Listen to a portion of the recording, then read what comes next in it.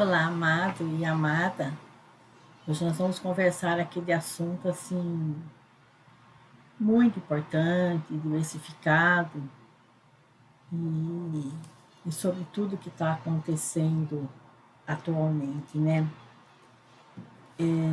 Vamos falar aqui hoje sobre a tecnologia mental. Tecnologia mental. O segredo do número 666, que todo mundo tem, né? Então, vamos conversar sobre a tecnologia mental, o segredo do número 666, né? Que todo mundo tem uma noção equivocada sobre esse número, né? Então, vamos falar sobre o colapso da função de onda na partícula subatômica. Então, o que acontece? Quando nós temos uma anomalia, né, a anomalia, ela cria todas as outras anomalias. Então, isso é a pessoa que tem que tirar. Como assim, Maristela? Mesmo você procurando um profissional, muitas pessoas chegam num ponto da terapia que ela fala assim, isso eu não quero que você mexa. Nesse baúzinho aqui vai ficar fechado e vai embora comigo, né? Até eu morrer. E depois da morte vai me acompanhar. Mas aqui eu não quero que você mexa. E às vezes é uma anomalia, né, que está criando todas as outras anomalias, né? E por que só a pessoa pode tirar? Porque ela tem que permitir abrir, né, essa caixinha que tanto ela fecha, esse baúzinho, a chave. E então, na verdade, só a pessoa pode eliminar essa anomalia. E a anomalia faz a sombra girar um programa é, um programa de segundo plano. Então, onde a pessoa se trava e cria crença limitante, bloqueios, e às vezes a pessoa não consegue nem sair de casa, né? Às vezes a pessoa precisa colocar o lixo na rua, ela nem o lixo ela consegue colocar na rua. E então, o que causa tudo isso? Então, vamos explicar em questões de frequência, né? Antigamente havia uma frequência 472 Hz, né? Hertz. Então, que frequência é essa, Maristela? Lembra que eu passei por isso, a gente ia aprender piano, aquelas músicas bonitas, clássicas. Então, Schumann, Beethoven, Mozart, Bach, e, e esses autores, né, eles devem estar xingando e dizendo que acabaram com a música, destruíram a música, né? E eu, particularmente, nessa hora dou uma de Hitler, né? Hitler, eu também concordo com eles. Eu colocaria todos esses cantorzinhos de hoje em dia, né? Um ou outro se salva, mas quase todos colocaria dentro de um avião, subia lá em cima e aí, pá, jogava o avião para baixo, né? Porque dependendo da letra da música, dependendo da melodia da música, desce muita frequência para baixo, né? E a frequência do caos, que é 440 Hz, né? A frequência do caos. Então, em 1980, introduziu um vasto universo musical, mas de lá para cá vem degringolando, para não falar outra coisa pior, degringolando, né? Hoje a música é descartável. A gente sabe disso quando a gente entra assim no mercado grande, tipo atacadista, né? Que você vai porque tem variedades de coisas que você necessita, um preço mais acessível, mas você não aguenta ficar muito tempo ali dentro. O próprio, o próprio mercado espanta você, porque as músicas são muito de frequência baixa, então vai irritando, vai irritando. E quando você comenta, às vezes, com alguém que está do lado, comprando também, você comenta com uma pessoa que trabalha ali dentro, a pessoa fala, não é fácil realmente aguentar, né? Mas eles dizem que o povão gosta, né? E eu não duvido. Eu não duvido que a maioria do povão realmente baixou muito a frequência.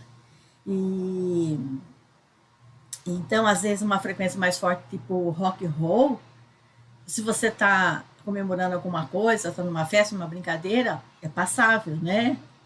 Mas quando no dia a dia, não tem como, porque a frequência baixa muito. E nós precisamos manter o equilíbrio no dia a dia. Então, dizem que a quarta sinfonia, né, de Mozart é uma cura quântica, descoberto pela ciência que ela cura células cancerígenas, né?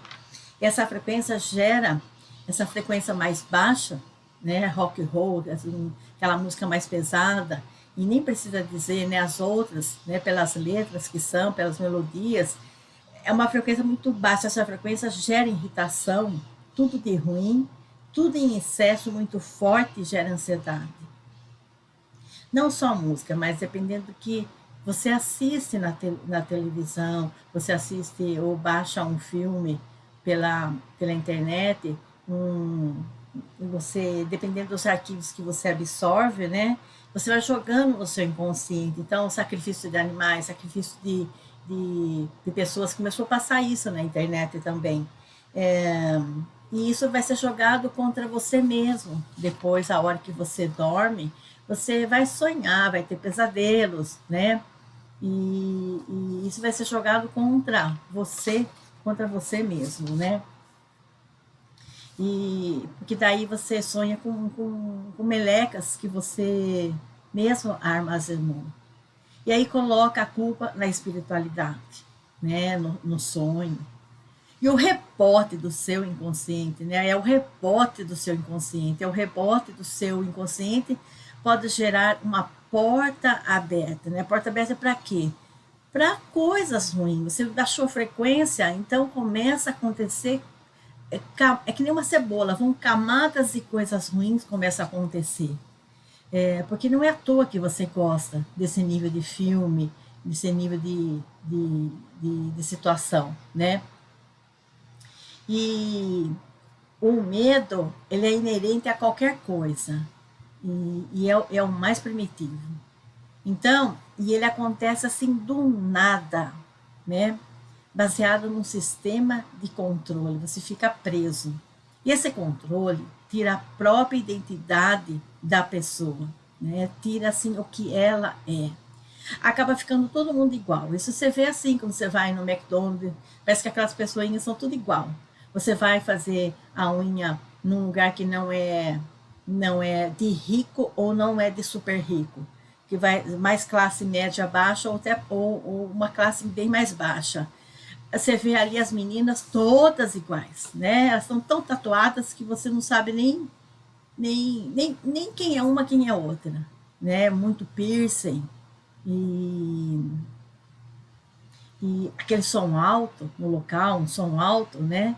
E então a frequência ela fica baixa, né? Frequência baixa. E é por isso que essas meninas também não saem daquela situação.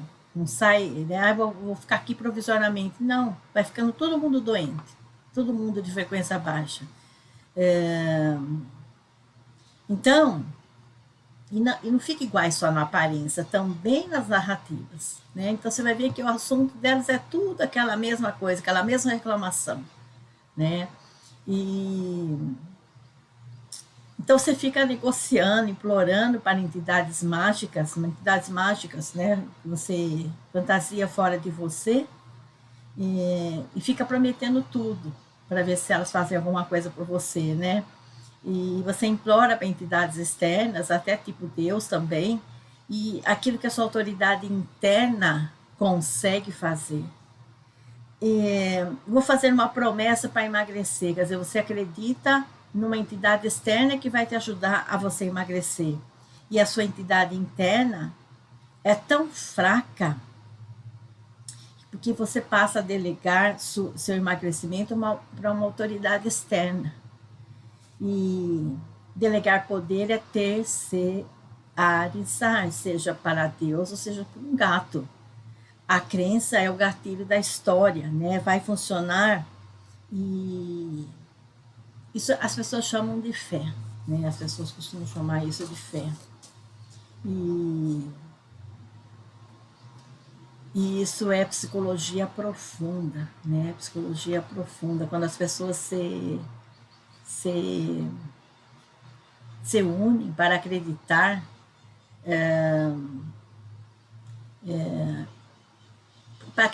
assim em alguma coisa, né? Para acreditar em alguma coisa, acaba gerando guerra e fica delírios coletivos, né? Como assim, exemplo assim, o futebol, né? O futebol cabe bem aqui agora como exemplo. É um delírio coletivo, né? Se meu time perder, eu vou bater no torcedor oposto. Aí ensina a criança, leva o filho, ensina o filho a brigar com o time oposto, a chorar, né, a se desesperar. É um delírio coletivo, né? Eu acho muito interessante, né, que agora o crime organizado colocou ordem nessa porcaria toda, né? Ordem nesse galinheiro. Quer dizer, quem fizer confusão agora na saída, na entrada ou lá dentro no campo de futebol, eles dizem que vai apanhar muito ou eles vão até matar. Como as pessoas têm medo do desconhecido, que é o crime organizado, então pode ser que agora diminua realmente a briga no campo de futebol. Pode ser que diminua muito. E porque realmente a pessoa ela não melhora pela consciência, ela melhora pelo medo. Mas por que o crime organizado não quer briga no campo de futebol? Porque se você faz briga no campo de futebol, você está chamando a polícia. Muitos camburões vão atrapalhar o tráfico dele. Ele está fazendo tráfico de droga. Mas seja o que for que ele esteja fazendo, pelo menos ele está fazendo uma coisa boa, fazendo a pessoa parar de querer matar o torcedor do time oposto. É um delírio coletivo. Só por Deus, né? A pessoa lá, um monte de gente jogando bola, que chama de Corinthians, um monte jogando bola, que vai chamar de Palmeiras. E a pessoa chorar por aquilo. E o mundo parece insano, né? E opera dentro de um estado de consciência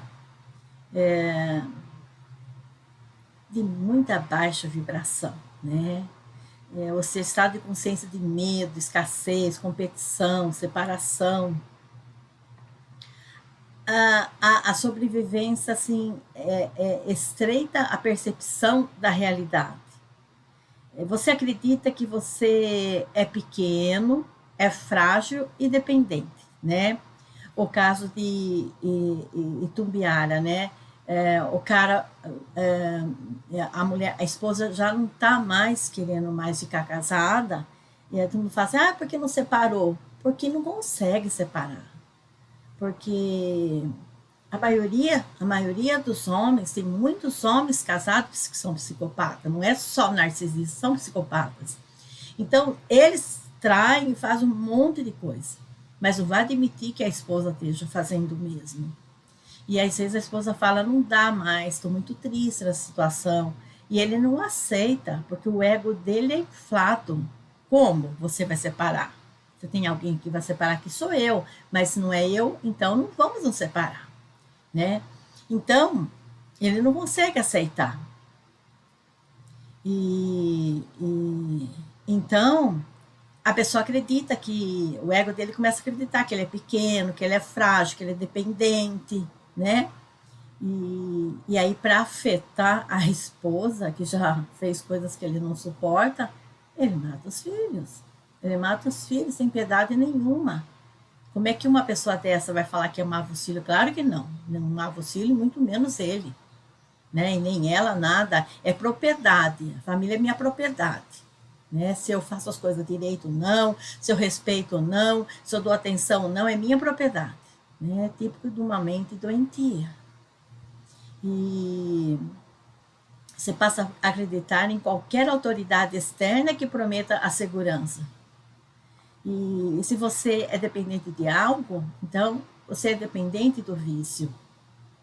E você passa a aceitar uma autoridade externa que prometa para você segurança necessária para você não ceder ao seu vício, né?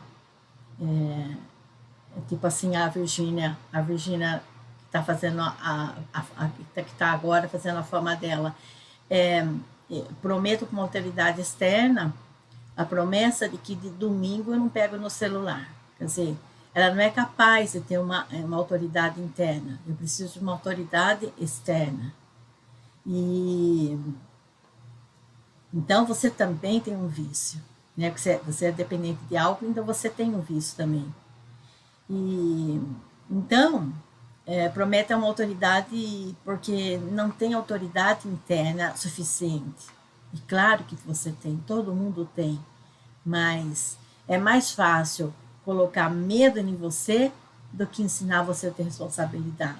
É a questão do campo de futebol, né?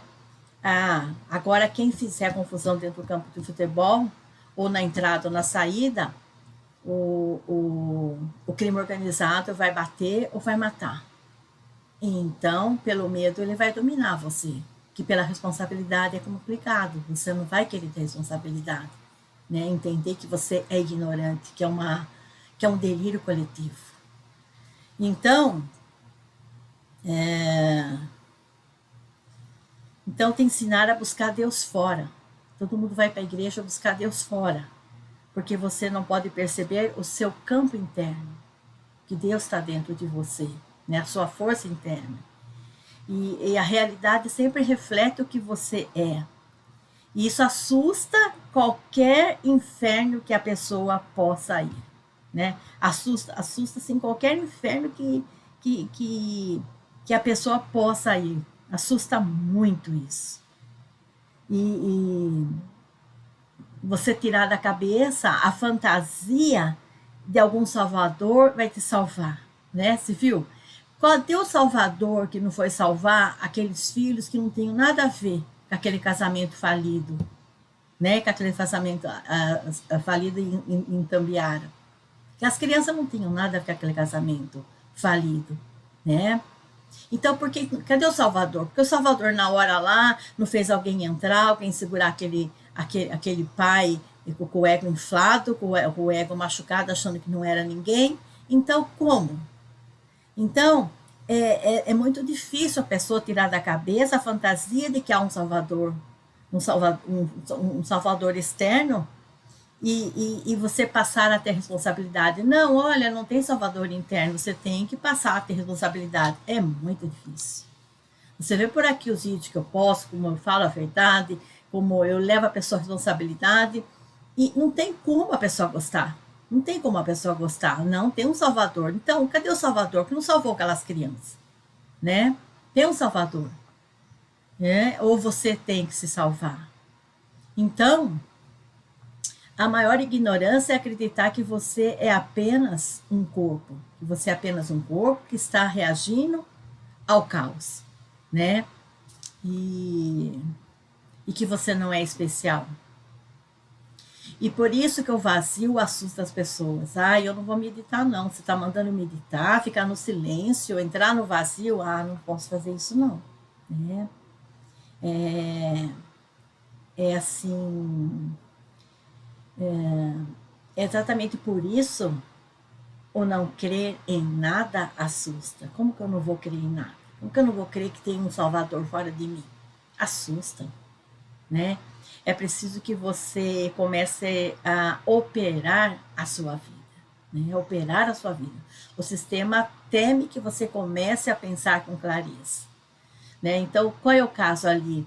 Quando percebe que o casamento está falido, que a pessoa tem um ego inflado e que não vai dar para negociar, tem que se sair fora da casa enquanto está vivo e os filhos estão vivos. Sair fora da casa, pedir arrego ali para a família dela, para os pais, olha, eu preciso que você me esconda, o ego dele é inflado, ele não aceita a separação, antes de acontecer. Comigo não vai acontecer. Né? Não, ele gosta dos filhos, nossa, e ele não vai matar, mata sim. A pessoa que que tem o ego frágil, ele mata. E tem muita gente assim, né? Então, não existe um Deus para você obedecer, né? E então você passa assim de ser gato metafísico. Você vira assim uma variável ativa. E quando você desenvolve a sua autoridade interna, né, você fica invencível. Quando você tem autoridade interna, tudo vai assim intuindo você. As coisas vão dando tudo certo. E o verdadeiro Deus está quando você assume uma autoridade interna. Eu vou repetir. O verdadeiro Deus está quando você assume uma autoridade interna. A verdade está no silêncio, né? Coisas precisam morrer para que coisas novas nasçam. E então, muitos, assim, os dogmas antigos, crenças, traumas vão aprisionando você, né? Então aí começa a questão ali do título desse vídeo, né? O 666. Ai, o Apocalipse. Ai, Jesus está voltando. Ai, o Apocalipse. Pessoas que não sabem nem quem elas são. E Apocalipse não é menos aterrorizante, porém mais exigente. O Apocalipse é mais exigente. Como assim, Maristela? Então não vai acabar o mundo? Claro que não. Claro que não. Você vê pessoas que falam, você vai ver agora o que vai acontecer em fevereiro, você vai ver o que vai acontecer na passagem do ano, as pessoas que se dizem videntes, você vai ver o que vai acontecer agora em março, você vai ver o que vai acontecer lá em setembro do ano passado, e não sei o que, não sei o que. E não acontece, o apagão, é claro que não. Porque as pessoas interpretam erroneamente a Bíblia. A Bíblia, né? Você quer saber mais do que os padres, que os pastores? Sim, sim. Porque eles interpretam conforme convém, né? Então, o Apocalipse, digamos que vamos ligar o Apocalipse com que ele é exigente com o 666 que eu coloquei no título desse vídeo. O número 666 não é um monstro do lado de fora. Eu vou repetir. O número 66 não é um monstro do lado de fora. É um espelho do lado de dentro. Como assim, Maristela? Traduções manipuladas, interpretações distorcidas, né? Você aprende nas igrejas. Transformaram assim um símbolo 666, um símbolo de reflexão e um instrumento de medo. Tem pessoas que se a casa for 666 o número, ela nem muda, né? E o medo sempre serviu melhor aos interesses de controle do que a responsabilidade. Eu prefiro que você tenha medo, porque medo você me obedece, do que ter responsabilidade. Responsabilidade você não vai me obedecer. Assim, o 66 passou a ser tratado como uma maldição. Tornou-se o símbolo de algo que vem de fora, e não algo que vem de dentro, né? Então, nasce um erro trágico e eficaz, né? O 66 é a maldição, é o demônio que vem de fora, né? É a besta, é o anticristo, né? E vão te colocando os medos. E aí as pessoas se erguem de pavor. Mais útil para manter as pessoas obedientes do que convidá-las à consciência. Você vê que estou sempre convidando uma pessoa à consciência, como é muito difícil. É muito difícil, né? Ai, o vídeo tá ficando longo. Ai, eu não tô gostando do assunto não, sabe? Se não tem um salvador, não dá para ouvir você não, Maristela, né? Então, o Apocalipse não era uma previsão sobrenatural de uma catástrofe, mas um espelho simbólico da humanidade em ciclos de ruptura.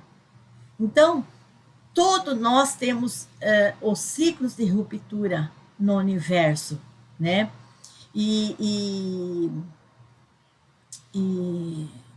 E quando tem, Maristela, enchente lá, que morreu não sei quantas pessoas, o avião caiu, morreu não sei quantas pessoas novamente, houve um acidente ali com uma Scania, um carro, e já morreu mas não sei quantas pessoas.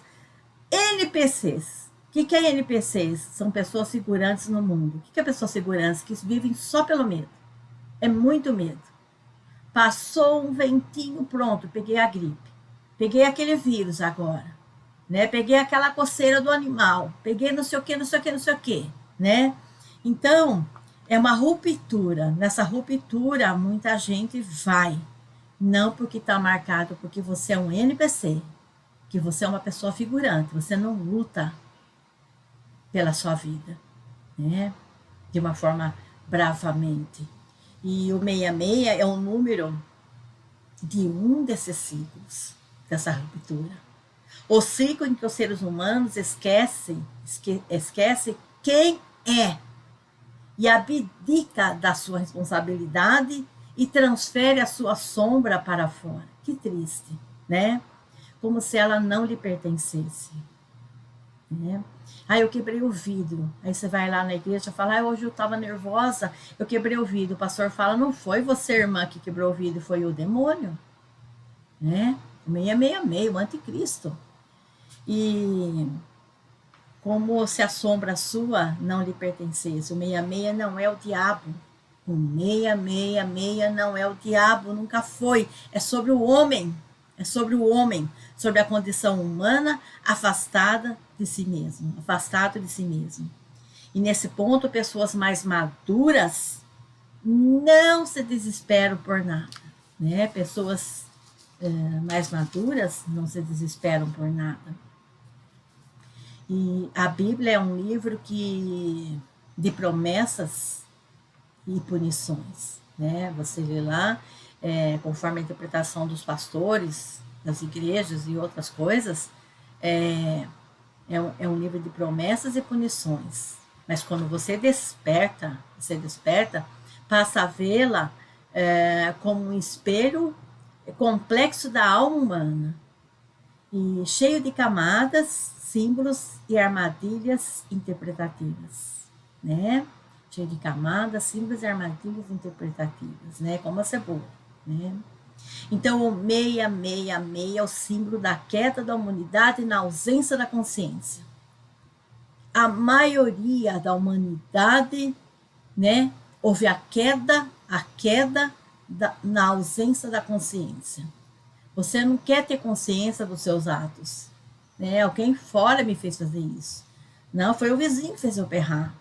Foi o vizinho que fez eu fazer aquilo. Foi aquela irmã que é culpada. Né? A ausência de consciência. E um marcador de quando nos afastamos de nossa própria essência. E projetamos, né, essa ausência como ameaça externa. Como vimos até aqui, nos relacionamentos com o sagrado, medo e poder. Né? Eu não falo ou conto isso para convencer ninguém. Não quero convencer ninguém, não, tá? Aí você pode me perguntar assim, Maristela, você acredita em forças demoníacas? Sim, claro que sim. Mas é como entidades externas, e sim como, mas não como entidades externas, e sim como estados internos humanos, né? Então, aqui a gente vê a questão aqui, Andressa Urach, que está muito ali na mídia, né? Ela vai lá, faz um filme com o filho, faz um filme com o pai, e depois se emociona e chora e não sei o que, não sei o que, né? Então, aonde está essa coisa na pessoa? Ela não quer ter responsabilidade. Não quer ter responsabilidade. Eu vou desafiar o medo, mas eu não quero ter responsabilidade, né? E quando nós abandonamos nossa responsabilidade ética e espiritual, né? Para mim, esse é o verdadeiro sentido do alerta bíblico, né? O 66 continua sendo um número temido, rejeitado e incompreendido por grande parte das pessoas. Para a maioria, ainda representa o mal, o anticristo, o fim, quando esse 666, esse número 666 é de reflexão.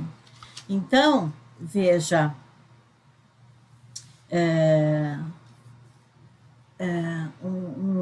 uns tempos atrás eu atendi uma paciente que, que ela vivia com uma pessoa muito compreensiva. E ela veio para a terapia, trouxe essa pessoa junto, que vivia com ela, né, que é o companheiro dela, e a queixa dela principal era desmaio.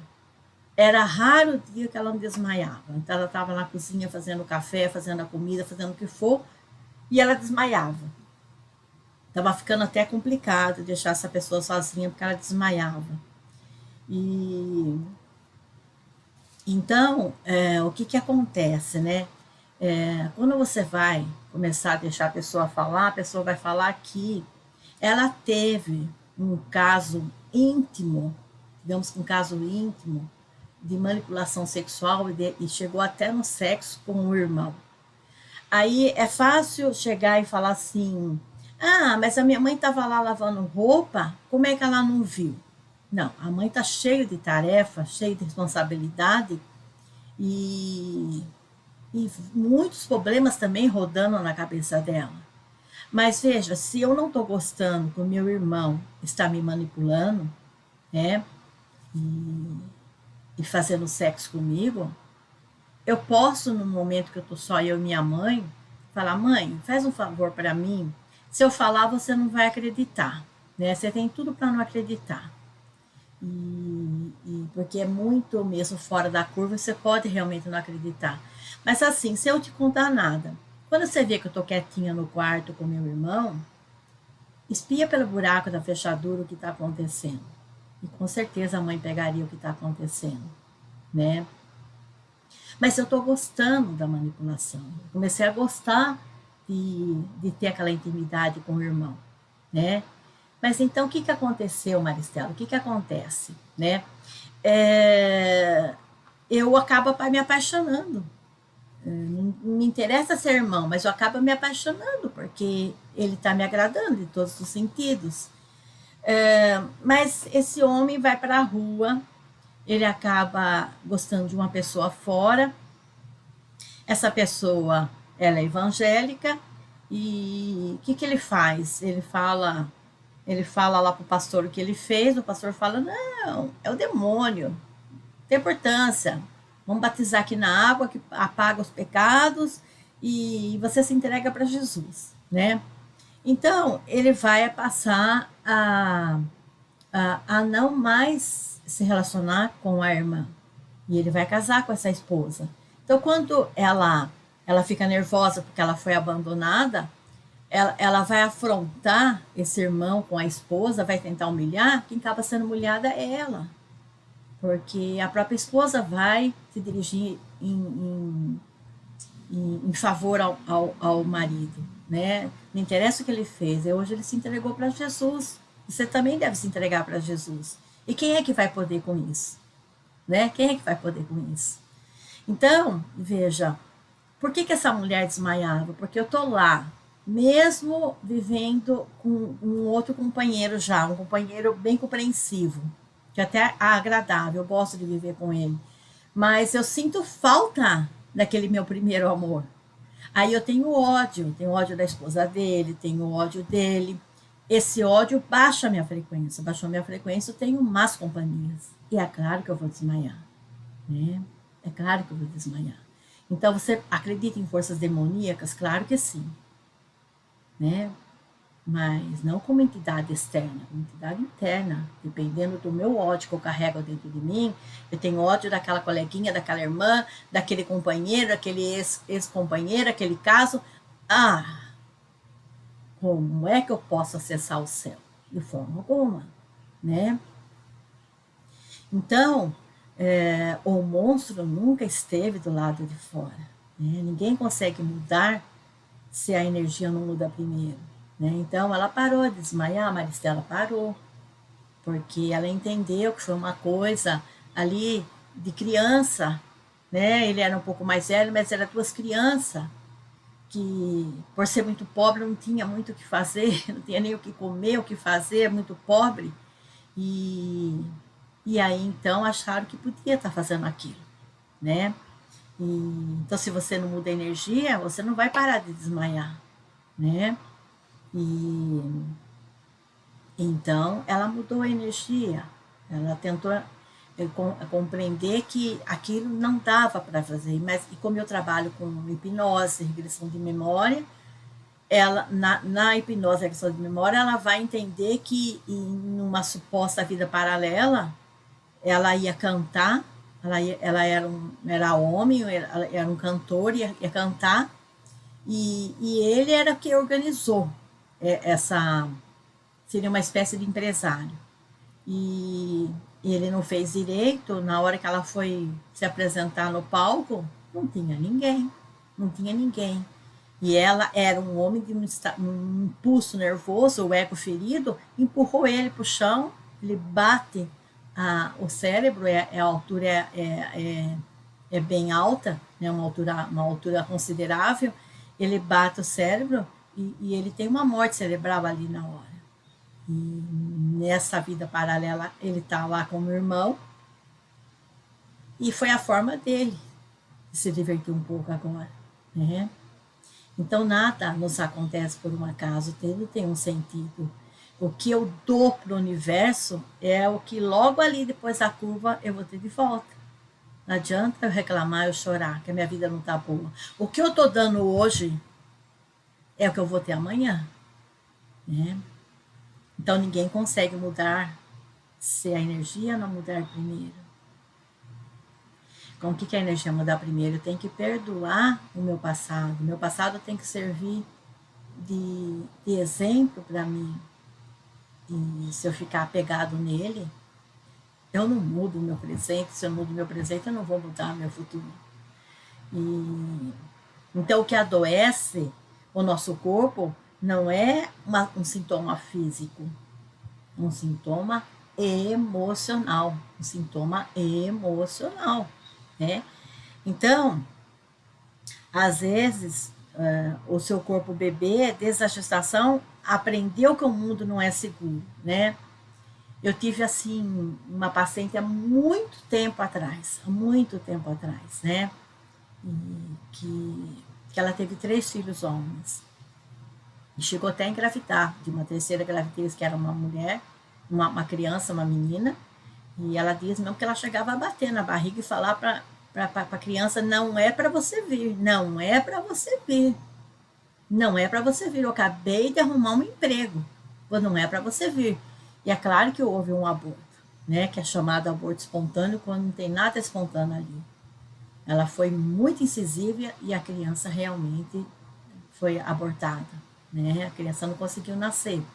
E os outros, né, que eram os meninos, o menor dos meninos, um dos menores dos meninos, novinho, chorando que estava com fome para mamar, que ela não tinha o leite materno. Então ela disse que ela estava tão mal, com raiva de tudo, insatisfeita com o casamento, insatisfeita com tudo, depressiva. Ela foi na cozinha, ela ia na cozinha, falou que ela comia, fazia lanche, comia, criança chorando. Quanto mais chorava para ela, era feito música, divertimento. A criança chorava muito, berrava muito, e ela ali comendo, sossegada na cozinha. Só depois, em muito esgotamento, que a criança até parava de berrar e acabava dormindo de tanto que chorou, que ela ia levar a mamadeira, né? Então, quem é o demônio? O demônio está dentro ou está fora? Como é que é o demônio? O demônio, chegou aqui na minha casa, não. O demônio está dentro da pessoa. É uma energia demoníaca, né? Não estou culpando, não, tá? Que bom que ela conseguiu fazer terapia, que bom que ela conseguiu extravasar isso e saiu fora da depressão. Mas hoje, essa criança é alcoólatra, é um adulto alcoólatra. E que bom que é só alcoólatra. Podia ter pego um caminho ainda pior.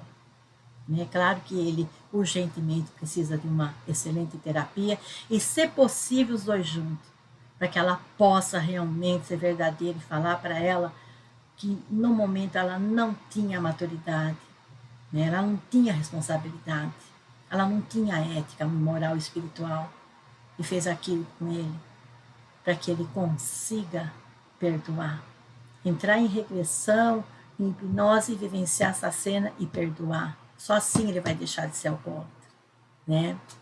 Então aí, de novo, eu te respondo, acredita em forças demoníacas? Sim, não fora, dentro. O demônio ou Deus está dentro de nós. Está dentro de nós, é nós que provocamos as situações, né? Pessoas totalmente delirando, que nem pastores por aí que você vê pela internet dando tapas na cara da pessoa que frequenta a igreja dele. Estou dando tapa para afastar o demônio. E a pessoa do lado não faz nada, a outra não faz nada, não faz nada. Quer dizer, é um delírio coletivo. O homem quem é esse homem? Não é um demônio? Né? Um delírio coletivo. Quando que a agressão realmente é uma coisa de Deus? Né? Que coisa estranha. E ninguém para pensar. Então, e tem coisas piores que a gente vê pastor fazendo por aí. Então, ninguém, numa mente de escassez, consegue sintonizar o melhor na vida, a riqueza, milhões, de forma alguma, né? Então, a prisão emocional aqui da sobrevivência é exatamente o corpo em alerta. Então, o corpo vai adoecendo. A pessoa se transforma, né? O alcoólatra, viciado em alguma coisa, se torna totalmente assim limitado, né? E a frequência da escolha, né? Então, o seu sistema nervoso nunca desliga. O sistema dessa criança não desliga. Então, vai adoecendo. O padrão é o estresse, né? Até chegar na somatização. Precisa voltar o corpo em equilíbrio, buscar primeiro, é bíblico, buscar primeiro o reino dos céus, né? Então, o que é buscar o reino dos céus? Eu não posso buscar o reino dos céus enquanto eu não tiro toda a sujeira de dentro de mim, né? Deixar todo o passado, né? O passado para trás.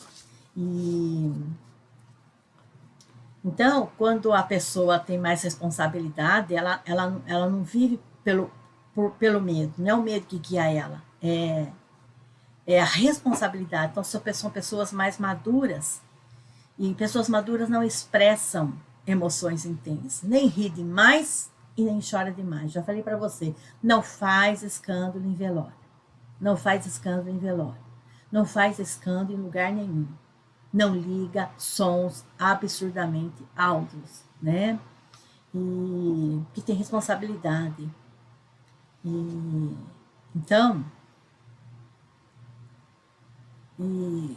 essas pessoas maduras são mais frias, né? Não é porque fria porque não tem sentimento, são frias. Nada elas fazem em excesso. Não há risos altos, né? Gestos bruscos, olhares desconfiados. Não existem pessoas maduras que têm responsabilidade. A atmosfera leve, não há assim, não há construção evasiva, né? Então a pessoa não afeta a sua privacidade, ela não avança, ela respeita a sua privacidade, né? As pessoas elas andam devagar, expressam com serenidade, e há uma contenção emocional, não há reação impulsiva. Os humanos se destroem mutuamente, a ausência de envolvimento emocional, né? Então, o que é o silêncio de Deus, Maristela? O silêncio de Deus é o universo, né? Então, o silêncio de Deus é o universo, ou seja, o universo respeita você. É um gesto de confiança, uma forma divina de dizer: escolha, Maristela, por si mesmo. Escolha qual é o caminho que você quer. Quer continuar casada? Não quer mais estar casada? Agora você está viúva, você quer continuar viúva? Você quer casar de novo? Ele respeita, né? Em um gesto de confiança, no silêncio, ele respeita a minha escolha por mim mesmo, né? Então, cada decisão nossa, por menos que pareça, tem um peso imenso. Tem um peso imenso. Você consegue manter a fé mesmo quando tudo parece silêncio? Eu te pergunto, né? Eu tenho fé, mas tudo parece silêncio. Você consegue? E o silêncio do outro já é um limite, né? Quando você fala com o outro, já disse aqui, seja por mensagem privada na internet, pelas redes sociais, seja no telefone, você ligou, a pessoa não atendeu, respeita o silêncio. O silêncio do outro já é um limite. Não ultrapasse. Não ultrapasse, não seja ridículo. Às vezes a gente esquece de colocar o telefone no silenciador ou desligar, e aí vê um palhaço lá que liga na madrugada e divide ainda. Né? É claro que você tem que bloquear e denunciar. Que é isso? Né? Que é isso? Né? Então entenda que o céu não é um lugar. Eu vou para o céu. Não, o céu não é um lugar. É um estado de consciência. Deus não está num trono nas nuvens, coleguinha. Mas em tudo que existe.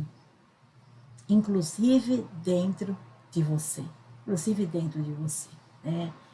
Você aí que procura Deus fora, quando ele sempre esteve dentro. Lembra das crianças lá? Cadê o Salvador? Que não salvou crianças inocentes? Né? Veja, Jesus não curava com palavras. Jesus não curava com palavras. Ele elevava a frequência da pessoa. Então, Maristela, você curou aquela mulher que desmaiava? Não, eu elevei a frequência dela. De que forma? Fazendo ela compreender que aquele passado acabou. Acabou. Um era adolescente, outro era criança. Acabou. E que ela não foi totalmente inocente naquela situação. Em uma vida paralela, ele era o empresário dela, que ela era homem também que ia cantar, por ele ter falhado de ter divulgado mais aquele espetáculo, aquele show que ela ia dar, ela empurra ele para morrer mesmo. E ele morre ali com morte cerebral no mesmo local. Né? Então,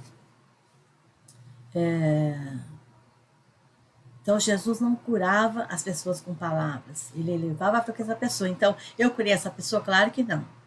Eu elevei a frequência dela. Né? Ela entendeu que foi elas por elas. Eu elevei a frequência dela.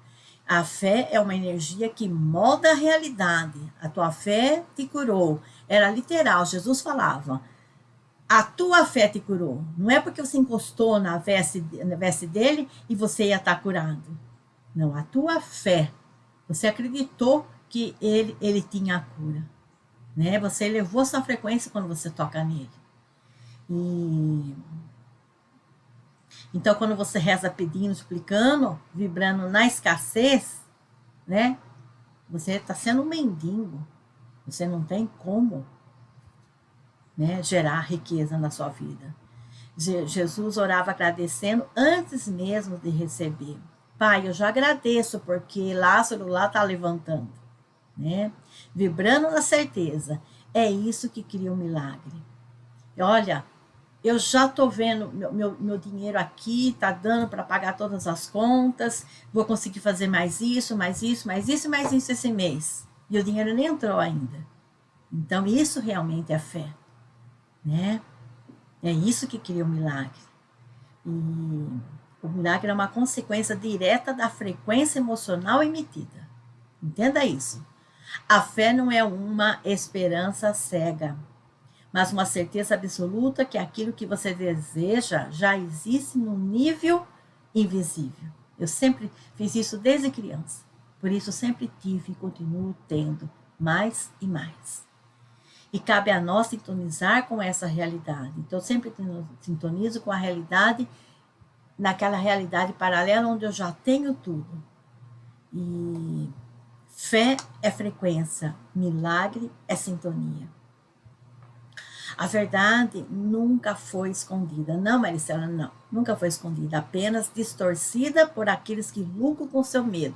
Pastor, padre, mãe de santo, e aí vai. E por aí vai. Uma tecnologia mental. Uma tecnologia mental, né? Você consegue tudo por ressonância. Por ressonância, né? Toda a realidade é moldada pela frequência dominante da nossa consciência. Qual é a frequência dominante? Eu penso sempre que eu posso, eu tenho um Deus interno, eu posso tudo, eu sou Deus, eu consigo, mas eu não estou levando comigo nenhuma sujeira. Nenhuma sujeira. Você não faz de vez em quando uma faxina na sua casa? Quando você faz a faxina, você guarda a sujeira? Ou você joga fora? E assim na nossa mente, joga fora a sujeira. Porque senão você não ressoa com o melhor do universo. Você não atrai o que deseja, você atrai o que você é. Estou sempre dizendo isso. Você atrai o que você é.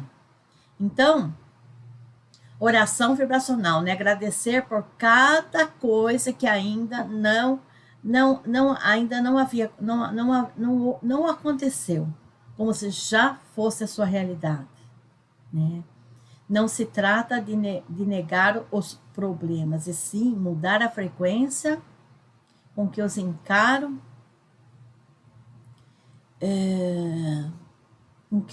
Então, o reino de Deus está dentro de nós. E não era uma metáfora que Jesus estava dizendo, era literal. A missão dele nunca foi construir uma religião. Jesus não construiu religião nenhuma, né? Vou seguir Jesus, vou aceitar Jesus, mas Jesus não construiu religião nenhuma. Ele veio libertar mentes. E o pior é que ninguém entendeu. E exatamente por isso ele foi silenciado, né? Jesus dizia, não duvides em teu coração. A dúvida destrói o pensamento que cria. Então, começa a anotar seus sonhos, pratique gratidão, agradecer pelas contas pagas, mesmo quando não está havendo dinheiro, agradece pelas contas pagas. Isso é fé. As respostas começam a chegar, não como milagres, mas como sincronicidades, né? Encontros inesperados começam a acontecer, novas oportunidades começam a surgir, e aí o padre vai falar assim, heresia, essa mulher é heresia, né? Não ir buscar Jesus na igreja é heresia, né? Então acorde para a sua responsabilidade. Pensamento cria, emoção amplia, certeza manifesta. Não espere o milagre, seja o milagre. Seja mulher, comece a levar a sua vida com responsabilidade. O céu é uma decisão diária, né? Toda busca cessa, porque quando você é a plenitude, nada falta e nada precisa ser adicionado. Então, a Matrix não é um local físico. Começa agora essa história de Matrix, que nós estamos presos num domo, na Matrix. Por quê? Só se você estiver preso. Querido irmãozinho, querido coleguinha, porque eu não estou.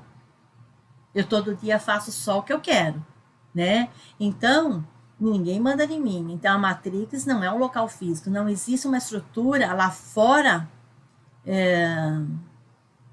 te controlando, né? Mídia, governo, corporações, isso é apenas o reflexo dela, né? E o erro está quando a pessoa acha que está lá fora. Aí você já perdeu o jogo. Você já perdeu o jogo antes de começar.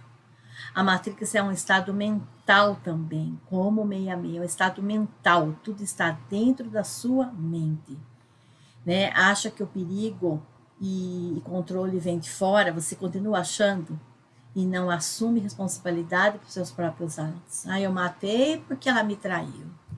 Não, porque ele é um covarde.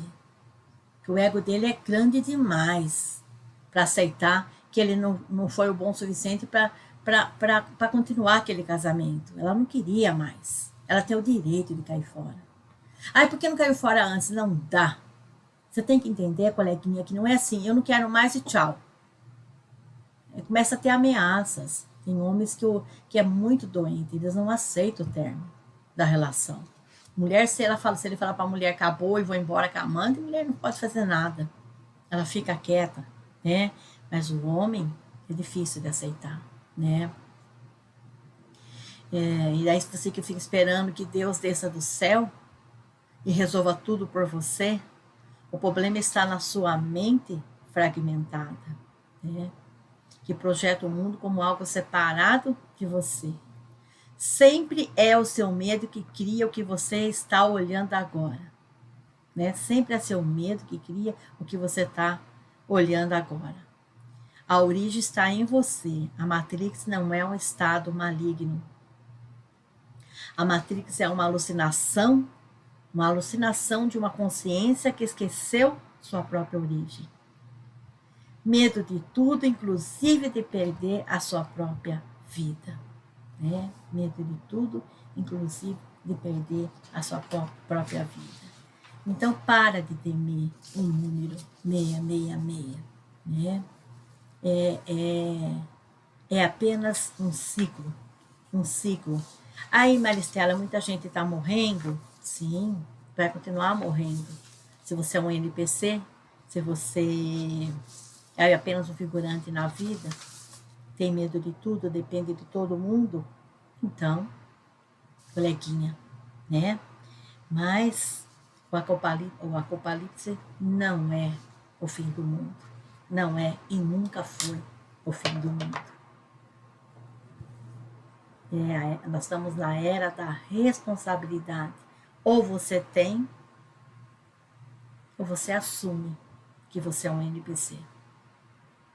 Responsabilidade por todos os seus atos. Tudo que você faz de bom ou de ruim é você que fez. Não foi nenhuma força demoníaca. É a sujeira que você traz dentro de você, dentro da sua consciência. Gratidão, amor sempre.